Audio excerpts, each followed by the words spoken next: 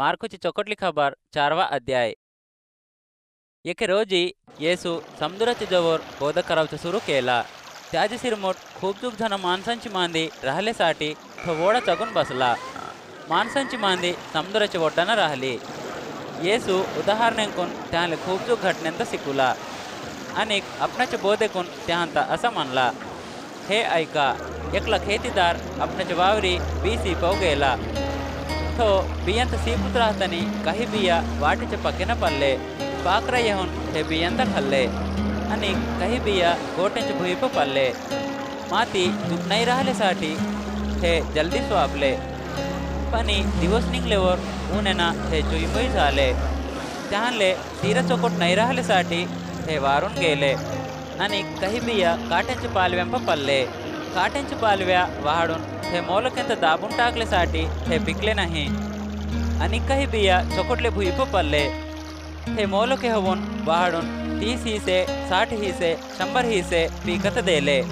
असं सांगून येसू मी सांगावच्या बारेत अर्थ करतो म्हणावचं हर एकला हुशारीनं ऐकाव म्हणून सांगला. येसू एकलाच राहतानी त्याच्या 12 जण शिष्यांना आणि ध्यान संग्रहाचे दुसरे वाले ते उदाहरणाच्या बारेत त्यात पुसले. येसू त्यानले असं सांगला, भगवंताच्या राजवाड्याच्या बारेतला भेद तुम्हाला सांगावचा पडला, पण दुसऱ्यांले उदाहरणाच्या रूपानं सांगावं लागेल. कहा म्हणले ना त्याने देखूत राहून काय चोबे नसला राहिले, ऐकूत राहून अर्थ करे नसला राहिले. एक मौका त्याने भगवंताकडे फिरले ना पापांची माफी भेटते. तवा येसू त्यानंतर असं म्हणला, तुम्हाला हे उदाहरणाचा अर्थ नाही झाला की अनेक दुसरे उदाहरणे तुम्हाला कसा अर्थ होते. खेतीदार भगवंताचे वाक्य मिता सिपूत हाये. वाटेच्या पक्केना पडलेले बियांचे बरोबर राहायचे कोण म्हणले ना, कोटी वाक्यम सिपून राहिलियो. त्याने हे वाक्यमित ऐकल्यावर संगास सैतान येऊन त्याने ऐकले वाक्यमिता काढून टाकते. तसाच गोट्यांचे भुईपा पडलेले बियांचे वणीचे कोण म्हणले ना, त्याने वाक्यमिता ऐकून खुशीना तीता मानतेत, पण त्याहंप विश्वास नाही राहिल्यासाठी काही रोजूस उभं होतेत. पण वाक्यमीच्या कारांना कष्ट रहो गोसे रहो आल्यावर संगच त्याहानी पडतेत आणि काट्यांच्या पालव्यांप सिपलेले बियांचे वाणी राहावचे वाले त्याहानी भगवंताच्या गोष्टीता ऐकतेत. हे कलीच्या बारेतले चिंते, धन दौलतीची खुशी आणि दुसऱ्या रकमेची आशा अंदर धसून भगवंताचे वाक्यमिता दाबून टाकतेत. त्याचा फायदा काय म्हणले ना, त्याने भगवंताचे वाक्यमीचा फायदा घे नसला होते. पण चौकटले भुईपा पडलेले बियांचे वणीचे कोण म्हणले ना, भगवंताचे वाक्यमिता ऐकून तिचा अंगीकार करतेत. काही जण 60 हिसे काही जण 100 हिसे पिकतेत. अजून येसू त्यानंतर असं म्हणला, तुम्ही दिवेत उधरून घिसोड्यावर ठेवे नसला टोपले खालता रहो नाही तो बाजे खालता रहो ठेवता की नाही, घिसोड्यावरच ठेवता. लपवून ठेवलेला समद बाहेर पडते आणि समद भेद उजडप येतेत. मी सांगावच्या बारेत ऐकवले कान राहिलेले वाले ऐका म्हणून सांगला. आणि येसू असं सांगला, तुम्ही ऐकले ते आता हुशारीनं देखा. तुम्ही कोणते मापन मापून देतायो तेच मापना अनेक जास्त मापून तुम्हाला देते. राहिले वालेलेच भगवंत अधिक देते, पण नाही राहिले वालेपासून त्याले राहिले समदेता काढून टाकते.